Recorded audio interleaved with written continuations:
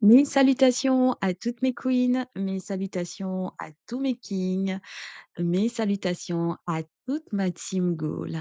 Bienvenue sur ma chaîne Devenir un couple Goal et j'espère que vous passez un bon moment pour celles et ceux qui ont pris quelques jours de congé pour ces derniers jours de fin d'année. Alors fin d'année entre guillemets, hein, puisque selon le calendrier grégorien, décembre est le dernier mois de l'année, mais il existe un autre calendrier sur lequel moi je me base.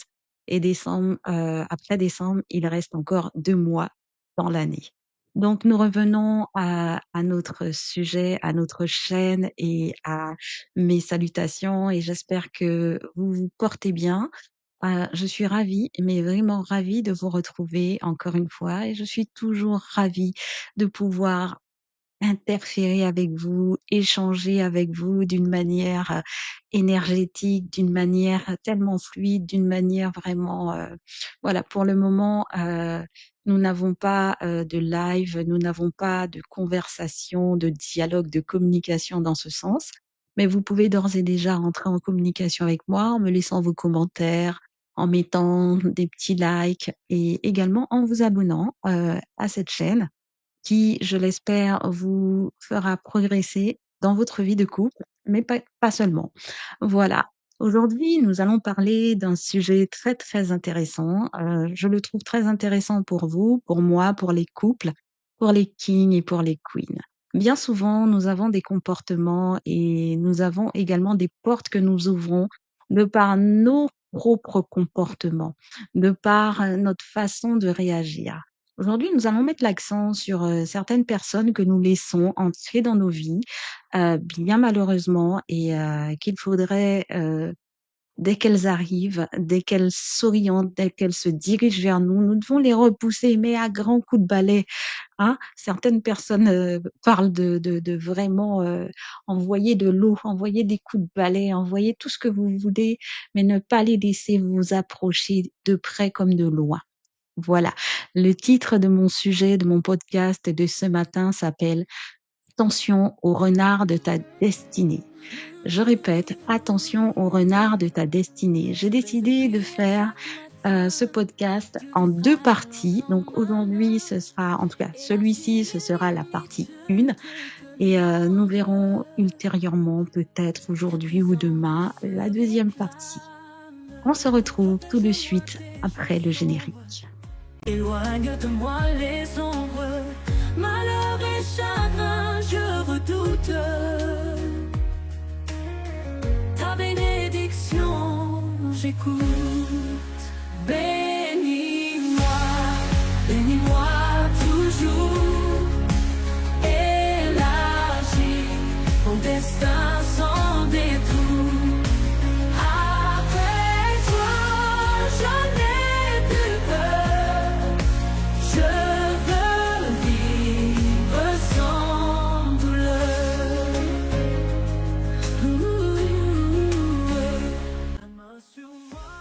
Alors, comme je le disais, le sujet de ce jour, attention au renard de ta destinée, partie 1. Tout le monde se rappelle la fable de La Fontaine qui s'intitule Le corbeau et le renard. J'ai adoré cette histoire, toute petite, et je l'aime toujours autant, même grande. Et je trouve que dans cette histoire, il y a de très nombreux même enseignements. Et franchement, je trouve que au lieu d'étudier cette histoire, c'est bien de s'endormir avec des berceuses, des conteuses quand nous sommes enfants, mais je trouve que l'on gagnerait, à l'âge adulte, à reprendre ces bouquins, ces histoires d'enfants, entre guillemets, et à pouvoir les étudier différemment avec justement cet œil, cette maturité, cet esprit éveillé afin de pouvoir justement en tirer les enseignements qu'il faudrait bien heureusement en tirer. Aujourd'hui, nous allons tirer quelques enseignements dans la fable du corbeau et le renard de La Fontaine, mais des enseignements pour le couple. Voilà. Donc, pour ceux et celles qui ne connaissent pas, on ne sait jamais. Donc, j'ai choisi de vous la raconter. Donc, je vais vous la lire en essayant de mettre le ton. Voilà. Et ensuite, nous allons pouvoir échanger, débattre Ben oui, comme je vous ai dit, hein, d'une certaine manière, je ne parle pas, je n'ai pas le crachoir, je ne monopolise pas la parole. Je vous vois à travers mon écran, je vous vois vous installer, sourire, parfois froncer les sourcils, des fois, quand vous n'êtes pas d'accord avec moi. Donc voilà. Et je réponds même à vos questions. Des fois, je vois émerger la petite bulle là, vous savez, la petite bulle avec une question ou un point d'interrogation, point d'exclamation, qu'est-ce qu'elle raconte? Donc je m'en vais vous raconter, vous lire en tout cas, la fable de La Fontaine, le corbeau et le renard et ensuite nous en parlerons. Donc, Maître Corbeau, sur un arbre perché, tenait en son bec un fromage. Maître Renard, par l'odeur alléchée, lui tint à peu près ce langage. Eh, bonjour, monsieur du Corbeau, que vous êtes joli, que vous me semblez beau. Sans mentir, si votre ramage se rapporte à votre plumage, vous êtes le phénix des hôtes de ce bois. À ces mots, le phénix des hôtes de ces bois, à ces mots, le corbeau ne se sent pas de joie. Et pour montrer sa belle voix, il ouvre un large bec, laisse tomber sa proie. Le renard s'en saisit et dit: Mon bon monsieur, apprenez que tout flatteur vit aux dépens de celui qui l'écoute. Cette leçon vaut bien un fromage, sans doute. Le corbeau, honteux et confus, jura, mais un peu tard, on ne l'y prendrait plus. Voilà. C'est donc le récit de la fable de La Fontaine. Vous pouvez relire et consulter en tapant Le corbeau et le renard de La Fontaine sur Internet. Il a d'ailleurs pas mal de fables qui sont intéressantes et que je vous invite à lire et à avoir une réflexion dessus. Alors, aujourd'hui, je pense qu'il est vraiment très important que nous puissions essayer de débusquer justement tous les renards de nos vies. Tous les renards, surtout quand nous sommes dans le célibat. Et je ne dirais pas quand nous sommes dans cette quête du conjoint de notre destinée, mais je dirais surtout quand nous sommes dans cette dynamique où nous sommes en fréquentation dans cette dynamique où nous nous laissons côtoyer, nous nous laissons approcher par des personnes, nous devons apprendre à distinguer quels sont les corbeaux, quels sont les renards, quels sont euh, les serpents aussi. Bon, nous en aurons l'occasion de parler et de développer d'autres formes de caractéristiques, de comportements et d'autres types de personnes qui nous convoitent, qui nous approchent et qui veulent faire partie intégrante de notre vie en tant que conjoint.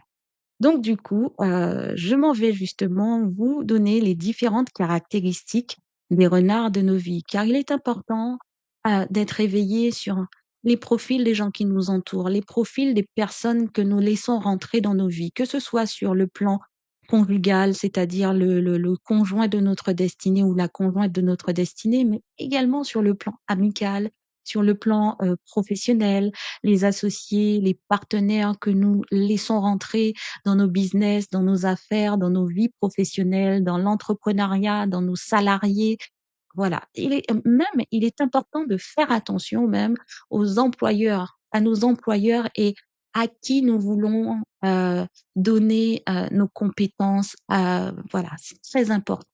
Aujourd'hui, je dis que nous axons le sujet sur les renards euh, qui nous approchent pour pouvoir justement former un couple avec nous, mais vous pouvez quand même transposer ce sujet, ce podcast et tout ce qui sera dit dans vos vies professionnelles, amicales, relationnelles, familiales et autres. Voilà. Donc, l'une des caractéristiques, c'est-à-dire la toute première caractéristique, c'est que les renards de vos vies, ceux qui vous approchent et qui ont envie de se mettre en couple, en relation et se fiancer, se marier avec vous, ce sont les beaux parleurs ou les bons orateurs. Voilà, ils vous disent exactement ce que vous voulez entendre. Ils maîtrisent l'art oratoire. Ils ont de belles paroles. Ils se servent de la parole, en fait, pour obtenir tout ce qu'ils veulent. Ils sont comme des politiciens. Vous avez déjà remarqué ce genre de personnes qui, quand, je sais pas, vous entrez dans un magasin, un centre commercial, par exemple, vous sortez du boulot et vous entrez et voilà, il y en aura toujours un ou 2 qui vous cherchera à vous aborder, heu, voilà et qui vous diront, Si je sais pas, ils ont des petites phrases toutes faites des fois. Bon, ça fait bien rigoler, hein. Si mon père était enfin, mademoiselle, si je le pouvais, je vous décocherais la lune. Bon, ça va, c'est encore gentil. On peut même pas parler vraiment de beau parleur. Là, c'est juste quelqu'un qui cherche à vous aborder et qui trouve un petit moyen d'accroche, de l'humour, une belle phrase, une belle parole pour vous faire sourire et voilà et des fois, c'est comme ça que ça s'engage. Mais il y a des personnes qui ont vraiment, l'art de pouvoir aborder les femmes ou les hommes et qui ont l'art de pouvoir dire ce que ces personnes ont envie d'entendre. Il faut faire très très attention. Des fois, ces personnes sont là, tapis dans l'ombre, et vous ont déjà observé depuis un certain nombre de temps, de jours, de mois ou même d'années. Et parfois, il arrive que ce soit des personnes qui maîtrisent, hein, et puis ils vous rencontrent et puis ils savent quoi dire.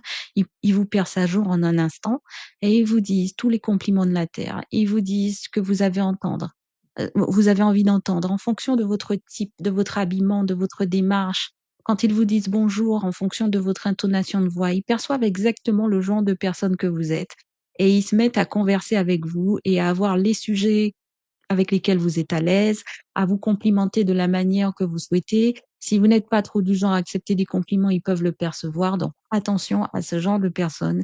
Ces beaux parleurs qui, quand ils vous voient en un instant, ils captent exactement votre lumière, ils captent votre étoile, ils captent votre énergie, vos talents, vos compétences et tout ce que vous avez de bon. Et ils ont envie justement de se mettre en relation avec vous, non pas parce qu'ils vous connaissent, qu'ils vous aiment, qu'ils sont tombés forcément amoureux, mais parce que ils ont capté quelque chose en vous qu'ils veulent. Et ils vont vous fréquenter comme ça pendant un certain temps. Ils vont avoir un but, c'est-à-dire de vous avoir, peut-être même de se marier avec vous ou ou tout simplement vous mettre dans leur lit, entre guillemets, pour parler vraiment un langage familier. Et faut faire très très attention. Tout comme le renard, ils ont vu, un ou plusieurs fromages en vous et ils veulent votre fromage et ils feront tout ce qu'il faut. Ils vous diront toutes les belles paroles qui sont nécessaires pour que vous puissiez lâcher votre fromage. Le deuxième point, la deuxième caractéristique des renards, c'est qu'ils sont très, très persuasifs. Ils ont bien alors comme ils maîtrisent l'art oratoire, ils sont aussi très persuasifs, ils ont cette rhétorique, ils ont ces arguments, ils ont ces illustrations, ils ont l'art et la manière de faire, de dire, de se positionner dans la communication qui font qu'ils sont extrêmement persuasifs. Ce sont des gens qui généralement sont très très à l'aise avec la parole, très très à l'aise avec le relationnel, qui savent prendre un micro, prendre la parole devant tout le monde, qui savent argumenter, ils ont ce côté un petit peu leader, meneur. Voilà, ce sont des meneurs généralement. Donc, il faut faire très, très attention. Ils sont très, très persuasifs. Alors, moi, je dis pas que persuasif, ça devient un défaut. Ce n'est pas un défaut à la base. Mais une qualité peut devenir un défaut dès lors où vous mettez cette qualité au service de quelque chose de négatif, au service de quelque chose de destructif pour l'autre.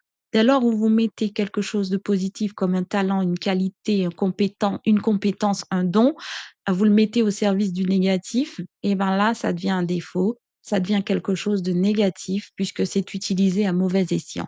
Donc, les renards de vos vies, ils sont persuasifs et ils deviennent persuasifs et ils maîtrisent, ils argumentent, ils illustrent, ils détournent certaines vérités ou certaines réalités à des fins qui ne prospèrent qu'à eux, à des fins qui ne jouent que dans et pour leur intérêt propre.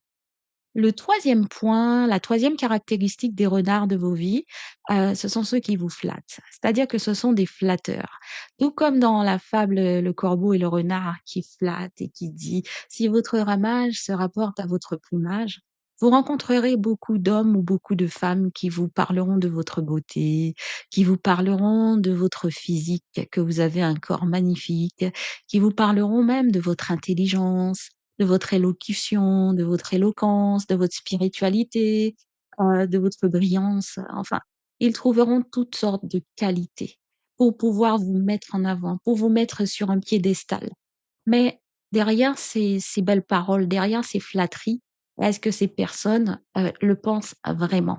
Est-ce que ces personnes apprécient vraiment les qualités que vous avez? Ou alors, est-ce qu'il voit ses qualités et il voit ce qu'il pourrait en faire de ses qualités ou il voit ce qu'il pourrait en tirer comme profit de ses qualités qui pour eux ne sont que des fromages? Hem, Si le but, derrière leur flatterie, c'est juste, de pouvoir se servir de vous, se servir de vos qualités, de votre brillance, de votre intelligence, de votre éloquence, de votre capacité à pouvoir générer de l'argent, de votre capacité à pouvoir parler à un public, si cette personne, derrière ces flatteries, n'a vu que son intérêt et pas le vôtre et qu'il veut juste vous vampiriser, qu'il veut juste vous ponctionner et ah ben là, i vous aurez forcément un problème. Sur du long terme, quand vous épousez des renards, il faut savoir qu'il n'y a que le renard qui est gagnant. Vous serez perdante. Perdant ou perdante, mes queens, mes kings. Donc, heu, comme le dit, la fin de la fable, tout corbeau, toute personne qui vit aux dépens des flatteries, ne prospère pas et de toutes les façons, ça ne se termine jamais bien. Essayez d'ores et déjà de repérer tous ceux qui vous flattent, mais qui ont ce visage froid, mais qui vous ne sentez pas leur sincérité. Dans la sincérité de leurs paroles, elle ne s'arrête qu'au bout des lèvres. Derrière leurs actions, vous ne sentez pas l'appréciation, vous ne ressentez pas l'amour ni l'amitié, vous ne ressentez pas le respect, vous ne ressentez pas cette appréciation simple, authentique et véridique. C'est très, très important. Tôt ou tard, les flatteries se transforment toujours avec le temps et dès lors où les personnes ont obtenu ce qu'elles veulent en mépris. C'est la suite logique, c'est-à-dire que le palier suivant après la flatterie, c'est le mépris. Et entre la flatterie et le mépris, il se retrouve souvent que cette personne vous vide, elle vous vampirise, voilà. Elle vous prend tout ce que vous avez et ensuite elle vous méprise comme si vous n'étiez rien, comme si vous n'aviez jamais possédé ses qualités. Elle s'empare de toutes les bénédictions, elle s'empare de toutes vos ressources et de tous les bienfaits qui en découlent et ensuite elle vous laisse choir. Alors ensuite, le prochain point, la prochaine caractéristique que possèdent les renards de vos vies, c'est qu'ils vous prennent par les émotions. Ils vous prennent par les émotions et par les sentiments. Alors, ce sont des personnes vraiment très, très intelligentes généralement. Le renard, en tant qu'animal, il est réputé pour être rusé, d'accord? C'est l'une de ses caractéristiques principales. D'ailleurs, quand on dit renard, tout de suite derrière, on voit rusé. Il y a une expression qui dit souvent: «Il est rusé» ou «Elle est rusée comme un renard». Donc voilà, l'expression part d'elle-même. La première qualité d'un renard, c'est d'être rusé. Voilà. Donc du coup, ils vous prennent par les émotions et par les sentiments. Ça veut dire qu'ils ont compris que l'une des meilleures armes pour pouvoir manipuler quelqu'un, pour pouvoir tirer avantage d'une personne et pour pouvoir justement la mettre à sa merci, la rendre vulnérable, la fragiliser, c'est de pouvoir briser ses barrières, c'est de pouvoir utiliser les émotions, utiliser les sentiments de cette personne pour pouvoir justement atteindre leur but. Alors, cette personne, par exemple, va essayer d'attirer chez vous soit la pitié, la compassion ou alors le chantage affectif. Personne ne m'aime, personne ne m'aime, je suis tout seul, il y a personne qui m'aide, j'ai toujours été seul, j'ai toujours, voilà et cette personne fera tout pour vous démontrer qu'elle est seule. En plus, elle joindra à ces plaintes qui, des fois, s'avèrent totalement mensongères, elle joindra, justement un comportement. Elle évitera d'être au téléphone, pendant que vous êtes là. Elle évitera de vous présenter à des amis, quand vous la fréquentez. Elle mettra tout en œuvre afin de pouvoir justement, corroborer en tout cas, cette compassion qu'elle recherche chez vous, ce chantage affectif, cette pitié qu'elle recherche chez vous ou alors ce côté désespéré, ou alors ce côté qu'elle vous aime tellement et vous l'aimez pas, elle ne voit pas votre amour, elle ne voilà, ils savent exactement comment tirer les ficelles afin de pouvoir générer chez vous un sentiment de culpabilité, un sentiment de: «Mais je suis pas gentil avec, mais cette personne est tellement gentille avec moi, elle est tellement douce, elle me donne tout ce que je veux, elle se sacrifie pour moi et moi je» voilà, vous vous sentez redevable. À un moment donné, vous n'allez pas comprendre. Vous allez vous retrouver dans une situation où cette personne a créé autour de vous une espèce de bulle, une culpabilité dans laquelle vous êtes enfermés. Vous vous sentez redevable, vous ne savez pas pourquoi Eh ben, ça commence par là, en fait. Le chantage affectif, la manipulation de vos affects, de votre affect et de vos émotions. Vous devez faire très attention. Dès lors où vous êtes manipulé sur le plan affectif et sur le plan des émotions, ça devient très très dangereux. On entre dans quelque chose de pervers, et notamment dans une relation pervers narcissique, parce qu'on peut vous dominer rien que par vos émotions, par votre affect et on peut vous manipuler et tirer les ficelles comme ça très facilement. L'autre point, l'autre caractéristique que possèdent les renards de vos vies, ceux qui veulent justement, que vous fassiez le choix de leur personne pour, voilà, pour des raisons qui leur sont propres, c'est qu'ils vous séduisent par la ruse. Voilà. Par la ruse. Ils n'hésiteront devant rien, ces renards.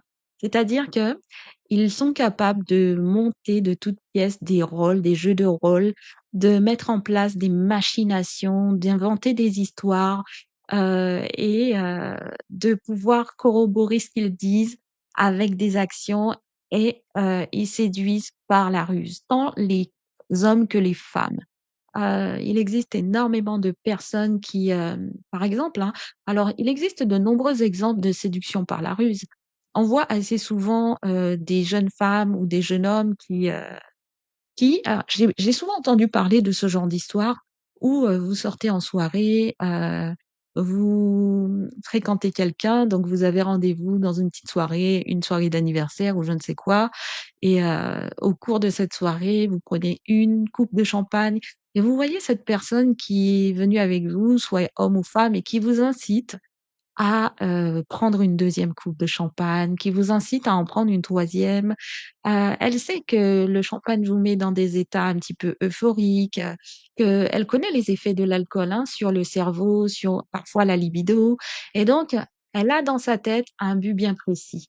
Elle est très gentille, elle est encore plus amoureuse que jamais et donc cette personne parfois, aussi bien les hommes que les femmes, hein, j'en ai déjà entendu dire clairement, heu je veux soit un homme ou une femme, je veux qu'elle me fasse un enfant, comme ça elle n'ira nulle part. Je veux lui faire un enfant, comme ça il sera bloqué, il n'ira nulle part. Donc ça, c'est de la ruse. C'est de la ruse, c'est de la manipulation, appelez ça comme vous voulez, mais c'est un calcul rusé.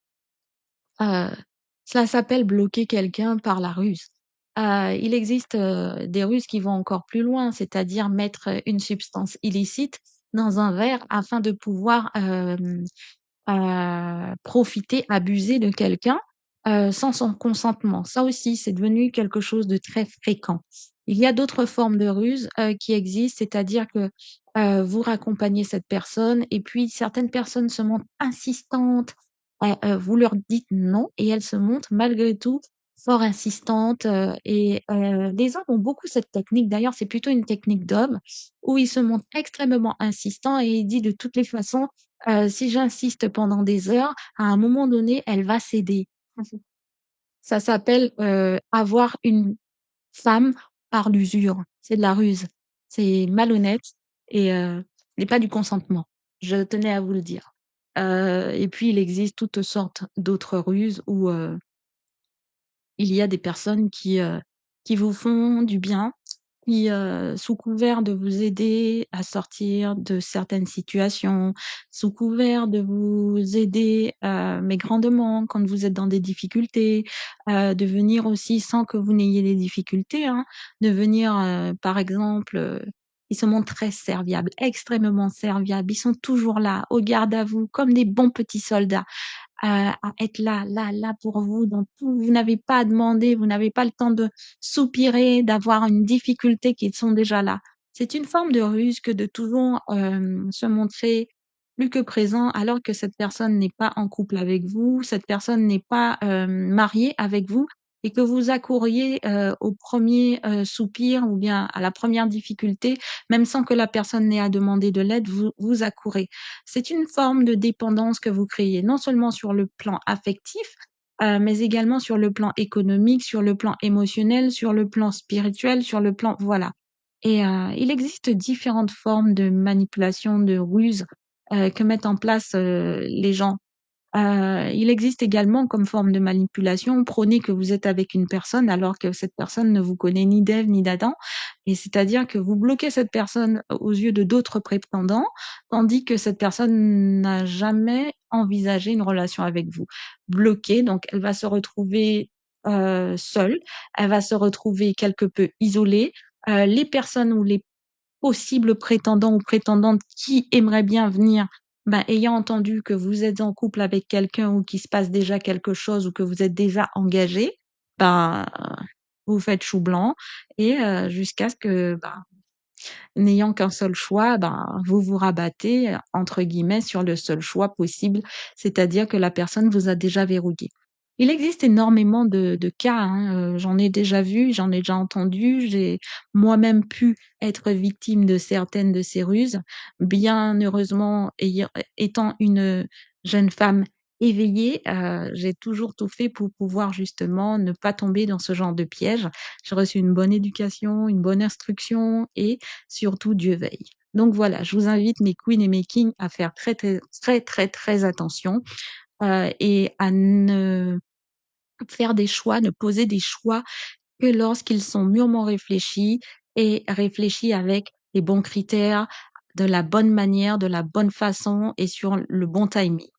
Ensuite, les renards de vos vies, généralement, ils sont des farceurs. Ce sont des farceurs, ce sont des gens qui vous font les pires farces de la terre, comme le renard dans la fable de La Fontaine. Heu, le terme parle de lui-même, hein. Ils vous font les pires farces, c'est-à-dire qu'ils viennent, ils ont un but bien précis, et tout ce qu'ils feront, tout ce qu'ils diront sera de nature à pouvoir créer en tout cas une bulle, créer une atmosphère, mais qui n'est pas réelle. C'est-à-dire qu'une farce, c'est une blague, par définition. Une farce, c'est quelque chose de pas réel, d'accord? Eh bien, les renards de vos vies vont créer en fait un environnement émotionnel, un environnement matériel, un environnement de toutes les façons possibles et imaginables autour de vous afin de pouvoir vous mettre dans un cocon mais fictif qui n'est pas réel. C'est-à-dire qu'ils vont vous faire croire qu'ils sont riches ou bien qu'ils ont un travail ou bien qu'ils ont des moyens ou bien qu'ils vous aiment alors qu'il n'en est rien. La réalité est tout autre. Et tout cela, ils vont vous mettre dans cette espèce de confort, dans cette bulle et dans cette réalité virtuelle, si vous voulez, entre guillemets, juste pour pouvoir obtenir de vous ce qu'ils souhaitent. Et une fois qu'ils auront obtenu ce qu'ils souhaitent, vous verrez que la bulle sera percée. La farce, finalement, sera mise à jour. D'accord? La blague, eh ben, elle sera mise à jour et vous vous rendrez compte, en fait, que vous avez bâti sur du sable, sur des sables mouvants ou sur quelque chose de marécageux et que tout ce que vous aviez pensé à la base et toutes les raisons pour lesquelles vous avez choisi cette personne, eh bien, elles sont inexistantes. Et vous vous retrouvez au final avec quelqu'un en couple, avec quelqu'un que vous ne connaissez pas, quelqu'un que vous n'appréciez pas finalement quand vous découvrez la réalité derrière cette personne. Et, heu et heu et là, c'est quelque peu trop tard. Donc, je vous en conjure, là encore, vous devez faire très attention. On poursuit avec également, une autre caractéristique des renards, quand ils veulent se mettre en couple avec vous, les renards, et qu'ils veulent que vous puissiez les choisir, ce sont des menteurs. Des menteurs et des menteurs compulsifs. C'est-à-dire qu'ils vont vous parler et ils vont vous dire énormément de choses. Je ne parle pas de ces menteurs mythomanes qui oublient ce qu'ils disent forcément. Je ne parle pas de ces menteurs compulsifs qui ont une maladie. Je parle de ces menteurs qui le font vraiment avec intelligence. C'est-à-dire que ils vous mentent, mais vraiment de manière très, très, c'est très étudié. C'est très calculé et leur mensonge est très intelligent. Ce sont des gens qui prennent le temps de vous étudier en long et en large et sur toutes les sphères de la vie. C'est-à-dire qu'ils vous étudient dans votre personnalité, ils étudient financièrement qui vous êtes, professionnellement qui vous êtes, votre personnalité, vos qualités, vos défauts, vos failles. Ils vous connaissent sur le bout des doigts et ils vont utiliser toutes les petites failles, toutes vos faiblesses, mais pas que. C'est là où ils sont très intelligents. Ils vont également utiliser vos forces afin de pouvoir justement vous manipuler. Et à travers leurs mensonges, eh ben, ils chercheront justement à vous, s'ils savent par exemple que vous êtes quelqu'un de très très intelligent, qui voilà, qui souhaitent avancer dans la vie sur le plan professionnel ou qui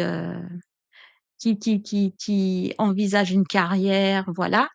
Ils vont peut-être vous dire, par exemple, que, ils ont, par exemple, des sociétés, ils ont des fonds, ils veulent créer une société et qui seraient prêts à injecter des fonds, que si vous créez une société avec eux, ben voilà, ils vont commencer justement à vous attaquer sur des terrains qu'ils savent être importants pour vous. Par exemple, s'ils savent que vous êtes une femme et que vous souhaitez avoir des enfants, mais pas tout de suite, ils vont vous faire comprendre que ce n'est pas important d'avoir des enfants tout de suite, que l'important pour eux, c'est que vous soyez ensemble, c'est que vous puissiez avancer ensemble, gauler ensemble. Ils vont jouer sur votre terrain, en fait. Ils vont jouer à domicile. C'est-à-dire que ils seront les visiteurs qui jouent à domicile et ils vous donneront l'impression de gagner.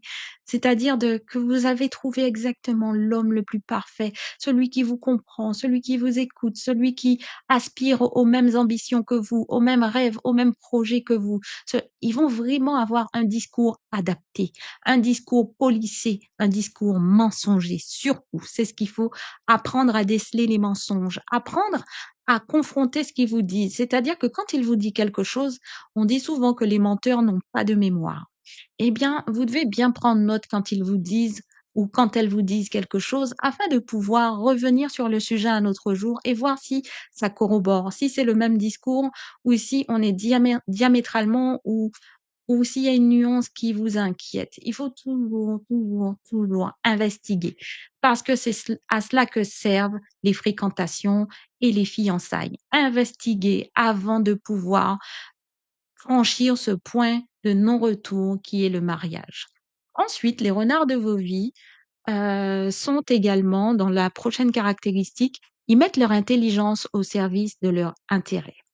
C'est une phrase qui parle d'elle-même, hein. Les renards mettent leur intelligence au service de leur intérêt. C'est-à-dire que quoi qu'ils vous disent, quoi qu'ils fassent, quoi qu'ils expriment comme émotion, quoi qu'ils puissent pouvoir penser, s'ils vous emmènent au restaurant, s'ils vous sortent une phrase, s'ils vous avouent des sentiments, s'ils vous permettent de gagner du terrain quelque part au profit d'eux-mêmes, c'est-à-dire que vous avez l'impression qu'ils ont fait un sacrifice, vous avez l'impression que ça leur a coûté, sachez que ils ont de plus grands intérêts que ce qu'ils perdent. Sachez que tout est fait au service de leurs propres intérêts. Même si vous avez l'impression que ils ont perdu ou elles ont perdu euh, euh, plus, plus que, plus que vous ne l'imaginez, sachez que derrière, elles ou ils gagneront plus que vous ne pouvez l'imaginer. Et c'est très dangereux. Là encore, généralement, quand vous êtes amoureux ou vous êtes amoureuse, vous fréquentez quelqu'un, vous êtes dans une relation sentimentale, vous êtes dans l'émotionnel. Vous êtes dans un aveuglement qui ne vous permet pas de pouvoir prendre du recul et analyser chaque situation et pouvoir justement voir où se situent les problèmes, où se situe le mensonge, où se situe la blague, où se situe la farce.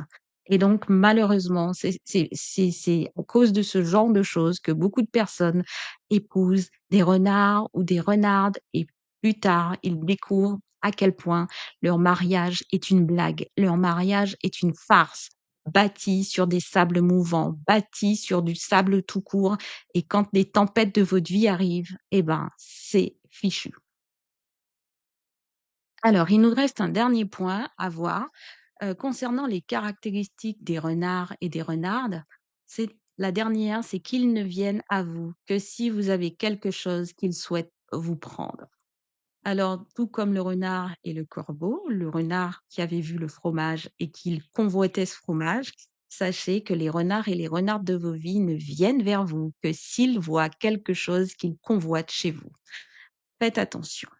Il y a dans la partie 2 de ce podcast, je vais vraiment développer justement cette partie-ci parce que si le renard s'aperçoit que vous avez quelque chose qu'il souhaite ardemment posséder, qu'il convoite ardemment et qu'il vient vers vous, c'est que quelque part vous avez laissé trop de failles. Vous avez ouvert une porte. Quelque part, vous avez exposé qui vous étiez avant même de savoir qui sont les renards de vos vies. et je développerai ce point. Mais sachez qu'un renard ne vient jamais vers vous ou une renarde ne vient jamais vers vous sans qu'il n'ait vu ce que vous avez à proposer et sans qu'il n'ait envie de quelque chose en particulier chez vous. L'amour, normalement, ne convoite pas, quelque chose chez l'autre, j'ai envie d'avoir cette femme ou j'ai envie d'avoir cet homme parce que elle est belle, je veux sa beauté pour moi, je veux qu'elle soit à moi parce qu'elle est belle, je veux qu'il soit à moi parce qu'il est beau, je veux d'une femme intelligente parce que, voilà, son intelligence me fait me sentir plus intelligent. Les gens verront que j'ai épousé une femme ou un homme intelligent ou intelligente et voilà, donc par extension, je suis intelligent, enfin, elle pourra ou il pourra m'aider dans tout ce que j'ai à faire. J'ai épousé un homme ou une femme qui a beaucoup d'argent, donc je vais pouvoir en bénéficier, par exemple. Voilà, donc sachez que il ne faut pas toujours exposer ce que vous êtes de prime abord. Il faut que cette personne vienne vers vous pour les bonnes raisons. C'est-à-dire que les bonnes raisons, nous aurons l'occasion de les développer ultérieurement. Je ne peux pas livrer toutes mes perles comme ça. Voilà, voilà, c'est exactement ce qu'il faut faire. Ah, mes queens et mes kings, vous ne livrez pas vos perles de prime abord. Vous faites progressivement le parcours qui vous permet de lâcher un petit caillou blanc et encore un autre beaucoup plus loin, mais en laissant les personnes faire leurs preuves. Et au fur et à mesure qu'elles feront leurs preuves, vous verrez si c'est un renard, si c'est un pigeon, si c'est un aigle, si c'est une hirondelle. Voilà. Donc, je vous invite d'ailleurs à cliquer sur la cloche de notification pour ne pas rater le prochain, parce que vous verrez que dans le prochain podcast, c'est-à-dire la partie 2, vous êtes vivement impliqué dans le fait que vous ouvriez la porte au renard par vos propres comportements de corbeau.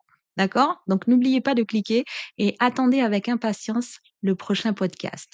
En conclusion, sachez que un flatteur ou une flatteuse vit au détriment de celui ou de celle qui l'écoute. Alors, ce qu'il faut savoir, c'est que les renards et les renardes, ils sont très, très forts au niveau de la communication, au niveau justement de l'art oratoire.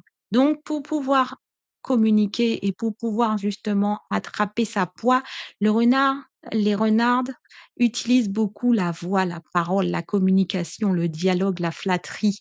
D'accord? Mais il faut des oreilles pour écouter. Et donc, les oreilles, ce sont vos oreilles de corbeau. À un moment donné, il faut savoir apprendre à distinguer qu'est-ce qui est un compliment et une flatterie. Peut-être que nous en parlerons dans un podcast. À un moment donné, il faut savoir apprendre à fermer ses oreilles, surtout lorsque vous êtes en début de relation. Parce que bien souvent, il arrive en début de relation qu'on vous fasse énormément de compliments les premiers mois et puis au fil du temps, vous voyez que les compliments s'estompent, il y en a plus. C'est comme si en fait, vous n'étiez plus belle, vous n'étiez plus intelligente, vous n'avez plus d'éloquence, vous n'avez plus de qualité et c'est à se demander si c'était vrai ce qui était dit au début de la relation. Dès lors où vous voyez qu'il y a une baisse de compliments et même d'appréciation de votre personne, parce que c'est pas seulement avec les oreilles, mais quelqu'un peut apprécier avec le regard, quelqu'un peut apprécier avec un geste. Je sais que tu aimes beaucoup ça, je sais que tu aimes beaucoup lire, que tu es quelqu'un qui aime la connaissance. J'ai pensé à toi, j'ai vu ce livre, je sais que tu aimes beaucoup découvrir les différentes cultures, j'ai pensé à toi, il y a il y a une galerie qui propose, voilà, qui expose les œuvres de telle personne. Donc voilà, c'est dans aussi certains petits gestes que vous constatez si cette personne vous apprécie autant et si cette personne, c'est une forme de compliment. Donc voilà, dès lors où vous voyez ces choses qui diminuent, il y a lieu de se poser la question si cette personne était sincère en début de relation, vu que par la suite, il n'existe plus aucun compliment et plus aucune action qui puisse pouvoir dire que cette personne s'inscrit dans la ligne directe de tous les compliments qu'il vous a fait au début. Ensuite, je conclus en disant que les renards de destinée, ils sont là pour vous saigner à blanc, pour vivre aux dépens à votre crochet, pour vivre à votre dépens et qu'ils vont vous utiliser. Ils vont prendre tout ce qui est bon chez vous jusqu'à ce qu'ils vous saignent à blanc, jusqu'à ce qu'ils puissent pouvoir vous tirer toute votre semence, toute votre sève, tout ce qu'ils avaient envie de prendre chez vous, votre lumière, votre étoile, tout ce qu'il y avait comme bien, comme énergie chez vous, ils vont vous vampiriser en fait. Et quand il n'y aura plus rien, quand ils vous auront vidé de tout ce que vous avez, eh bien là, ils vont partir comme ce renard qui, après avoir obtenu son fromage, s'en est allé avec plein d'ironie, plein de mépris, plein de moqueries et même en vous faisant la leçon. Voilà. Donc, pour aujourd'hui, c'est terminé ce podcast. J'espère que vous avez apprécié. J'espère surtout qu'il vous servira à détecter tous les renards et toutes les renardes de vos vies, mes queens et mes kings. Parce qu'il est important, avant de faire le choix du bon conjoint, de pouvoir se positionner, de faire quelques pas de retrait et de pouvoir bien observer afin de savoir si vous êtes dans une relation vraie, une relation authentique. Si les compliments, les actions qui ont été faites étaient dans un but bien précis de vous extraire toute votre jus, toute votre semence, tout le nectar, toute l'énergie qui est en vous, toutes les bénédictions qui sont en vous, et le but final, ce sera de vous rejeter ou alors de vous mettre dans un coin comme une vieille chaussette sale, ou alors si cette personne est vraiment le conjoint de votre destinée. Voilà, je vous invite une fois de plus à cliquer sur la cloche de notification pour ne pas rater la partie 2 de ce podcast, mais également tous les autres qui suivront. Je vous invite à liker également si vous avez apprécié.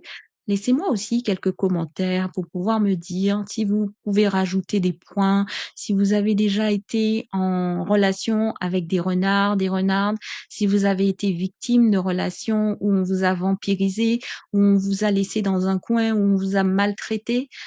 Laissez-moi des commentaires afin que je puisse pouvoir en tout cas voir si voilà comment vous vous en êtes sortis également.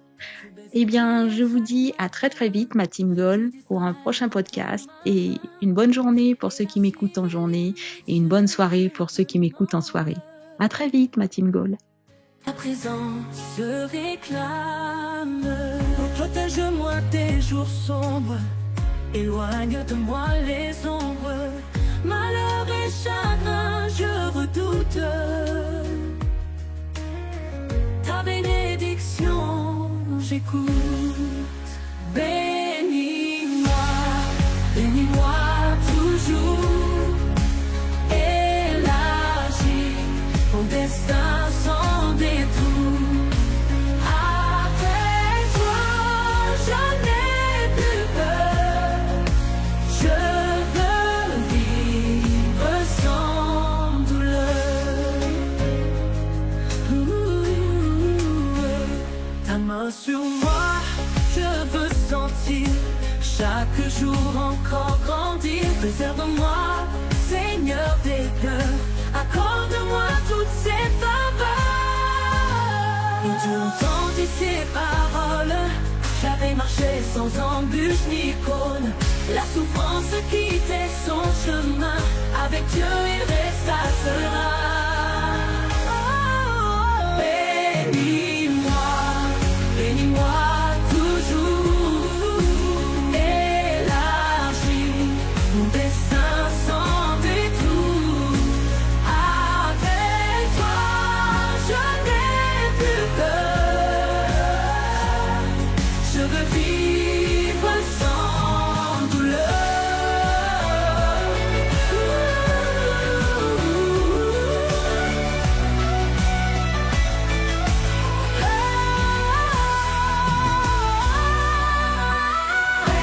Bénis-moi, bénis-moi, bénis-moi toujours. Élargis mon destin sans détour. Avec toi, je n'ai plus peur. Je veux vivre sans douleur.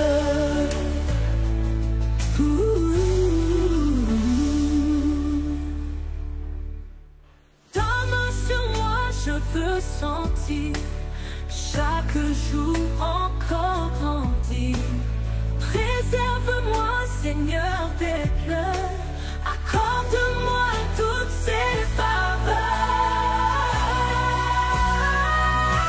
Et Dieu entendit ces paroles, j'avais marché sans embûche ni cône.